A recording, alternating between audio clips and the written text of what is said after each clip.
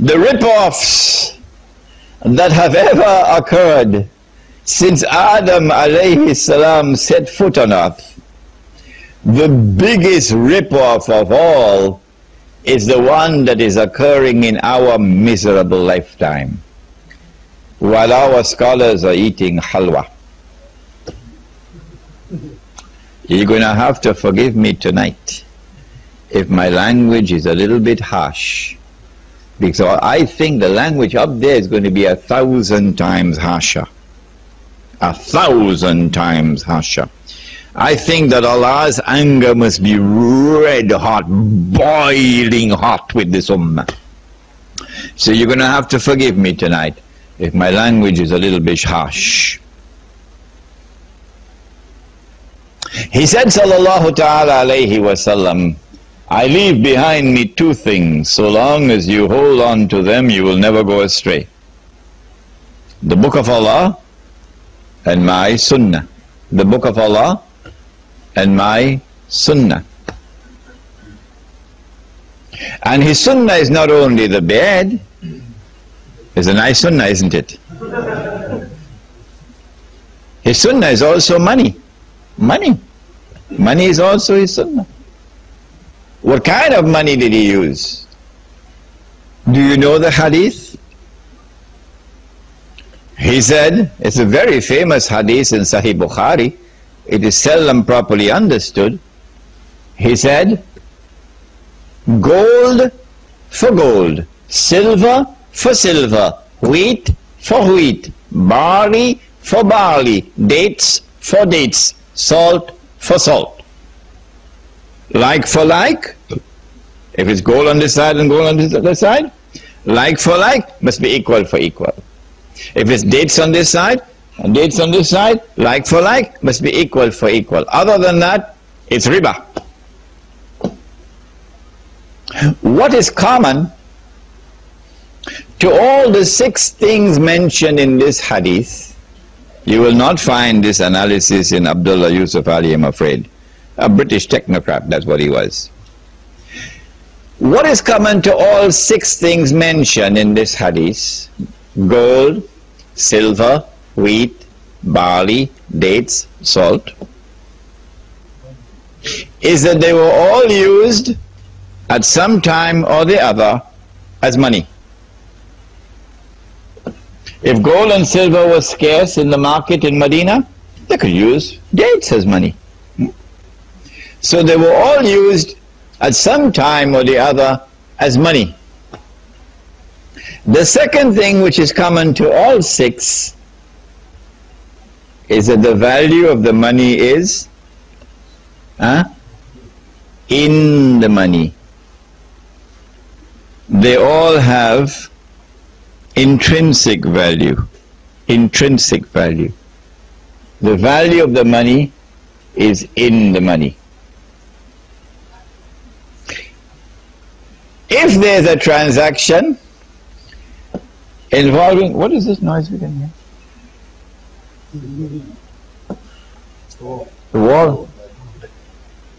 Nothing, Ranjan. Tell the wall stop making noise, please. Yeah.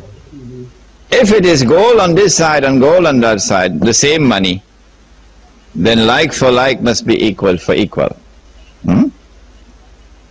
Bilal radiallahu ta'ala anhu came to the Prophet ﷺ with a basket of dates, and he offered him some dates, and they were very high quality dates. Bilal, he said, these are very high quality dates, where did you get them?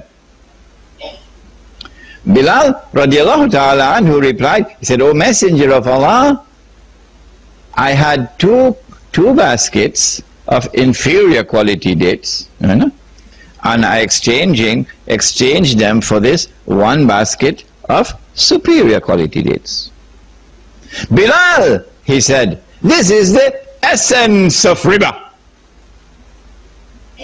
What you should have done was to sell your 2 baskets of inferior quality dates and take that money and buy the 1 basket of superior quality dates. Why was it riba? Because dates were used as money. So if you have dates on this side and dates on that side, there must be an equal exchange. But Umar radiallahu ta'ala anhu, if you know the answer, put your hand up.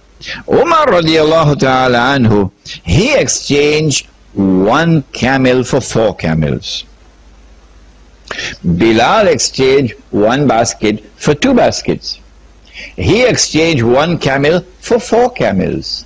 And Ali radiallahu ta'ala anhu exchanged 1 camel for 20 camels. And it was not riba. Why not? Which was not included in the 6 camels of this society. Because camels or animals could never be used as money, correct? I work for the month and you give me my salary, a goat, taking the goat home. When I reach home, my wife asks, "Where's your salary?" I said, "It died on the road."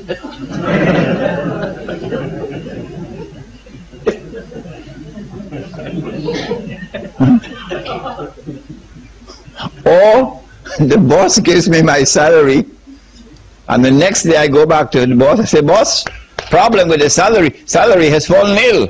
He said, "But when I give you your salary, it was healthy." So animals cannot be used as money.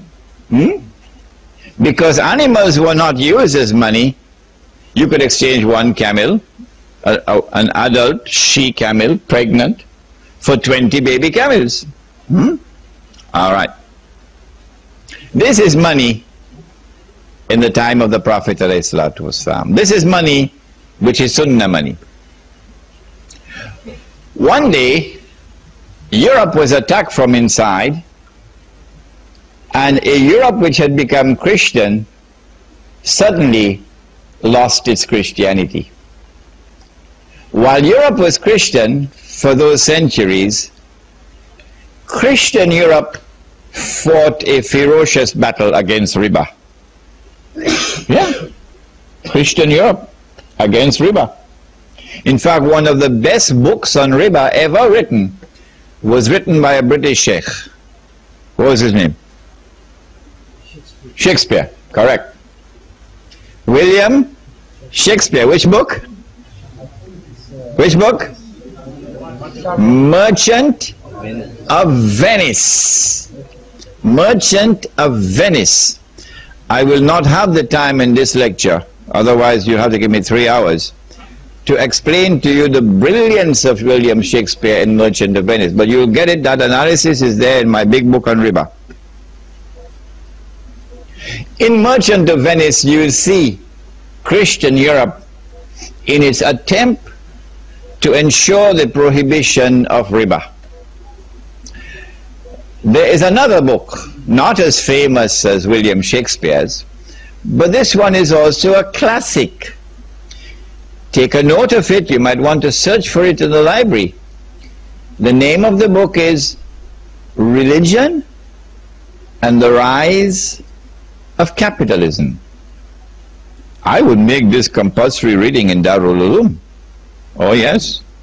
Religion and the Rise of Capitalism by an author whose name is R.W. Tawney, T-A-W-N-E-Y. And in this book, Tawney records the Christian struggle against riba in Europe. But when the French Revolution occurred, the back of the Christian church was broken in Western Europe. And when was it broken in Eastern Europe? Which revolution? Bolshevik Revolution. How come we're only getting the answers from this corner? The Bolshevik Revolution broke the back of the Christian church in Eastern Europe, in Russia. When once the back of the Christian church was broken in Europe, the Jews were delighted. The Jews were delighted. Because the Christians had been waging a terrific war against the Jews for centuries in Europe. We will not allow you to lend money on interest. And the Jews always wanted to lend money on interest. Why?